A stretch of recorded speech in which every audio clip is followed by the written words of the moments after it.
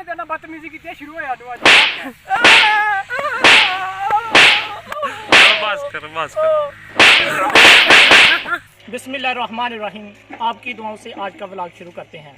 इस व्लॉग में आज हम कोशिश करेंगे कि आपको दुनिया की हकीकत बताई जाए, यानी पाकिस्तानी कौम की सोच बताई जाए। ये सोच तकरीबन, मैं ये तो नहीं कहता कि सारे एक जैसा ही सोचते हैं, लेकिन मेरे ख्याल से तकरीबन 70% ऐसा ही जो हमारी नौजवान नस्ल है वो ऐसा ही सोचती है। यानी ये तो आपको पता होना चाहिए कि ज़िंदगी मुकाफ़ात अमल है, यानी जैसा करोगे वैसा भरोगे। तो आज हमारे साथ भी कुछ ऐसा ही होने जा रहा है। तो यानी मैं उम्मीद करूँगा जो भी हमारी वीडियो देखेंगे इंशाल्लाह वो नेक्स्ट टाइम ऐसा करने से परहेज़ करेंगे, क्योंकि आज मेरे साथ भी खूब बुरी होने जा रही है। तो जिसमें आप देखेंगे कि पूरी आप वीडियो को आखिर तक लाजमी देखें, आपको पूरी वीडियो की हकीकत और हमारी नौजवान नस्ल की वाज़िया जो है ना तशरीह मिलेगी। और हाँ, सबसे पहले हमारे चैनल को सब्सक्राइब करें, उसके बाद लाइक करें और कमेंट में अपनी कीमती राय का इजहार लाजमी करें। तो चले आए चलते हैं ब्लॉग की तरफ। यार कोरोना की वजह बहुत मसरूफियत है।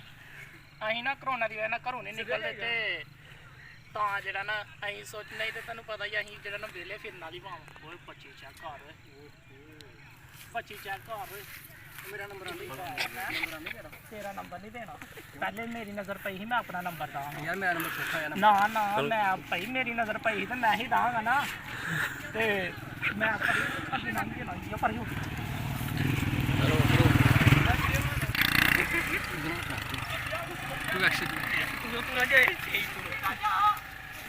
कहना मैं तेज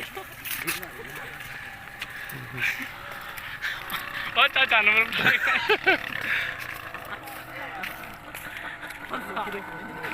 और बच्ची की मां सोच बैठे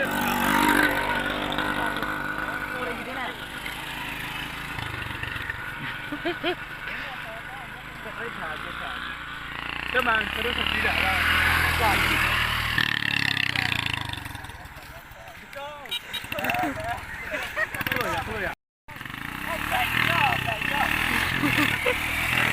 कोई देखेगा ना कुड़ी सच्ची पा कुत्ती चोरा ना ली दिया। ओए ओ तू की तंग करना मैनू ओए ओ गला यार बस करो स्किप ओदा लवा लो यार। ओए ओए एंड सही नहीं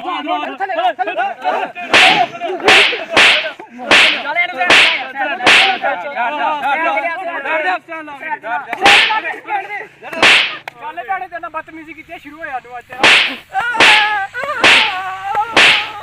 चलो बस कर हां की मसला तेरा यार ਤੁਹਾਡੀ ਮਿਹਰਬਾਨੀ ਆ ਮੈਨੂੰ ਜਿੰਨਾ ਮਰਜ਼ੀ ਮਾਰ ਲਓ ਓ ਮੇਰੀ ਵੀਡੀਓ ਨਾ ਬਣਾਓ ਯਾਰ। ਨਹੀਂ ਯਾਰ ਨਹੀਂ ਤੂੰ ਇਹ ਦੱਸ ਓ ਯਾਰ ਮੇਰੀ ਭੈਣ ਲੱਗਦੀ ਆ, ਮੈਨੂੰ ਜਿੰਨਾ ਮਰਜ਼ੀ ਮਾਰ ਲਓ ਲੇਕਿਨ ਮੇਰੀ ਵੀਡੀਓ ਨਾ ਬਣਾਓ ਯਾਰ। ਤੁਹਾਡੀ ਮਿਹਰਬਾਨੀ ਆ ਯਾਰ, ਤੁਹਾਡੀ ਮਿਹਰਬਾਨੀ ਯਾਰ। ਚੱਲ ਮਾਫੀ ਮੰਗ ਮਾਫੀ ਮੰਗ ਬਾਜੀ ਮਾਫੀ ਦੇ ਦੇ ਮਾਫੀ ਦੇ ਦੇ ਚੱਲ ਮਾਫ ਕਰ ਦੇ ਕੁਝ ਨਹੀਂ ਕਰਦਾ ਯਾਰ। ਮੈਨੂੰ ਐਨੀ ਕੁ ਮਾਰ ਪਈ ਆ ਨਾ, ਇਹ ਮਾਰ ਦੀ ਲਾਜ ਰੱਖ ਲਿਓ ਤੇ ਮੇਰੇ ਚੈਨਲ ਨੂੰ ਸਬਸਕ੍ਰਾਈਬ ਲਾਜ਼ਮੀ ਕਰਿਓ ਤੇ ਲਾਈਕ ਵੀ ਕਰਿਓ ਵੀਡੀਓ ਨੂੰ ਤੇ ਕਮੈਂਟ ਦੇ ਵਿੱਚ ਆਪਣੀ ਕੀਮਤੀ ਰਾਏ ਦਾ ਇਜ਼ਹਾਰ ਵੀ ਲਾਜ਼ਮੀ ਕਰਿਓ।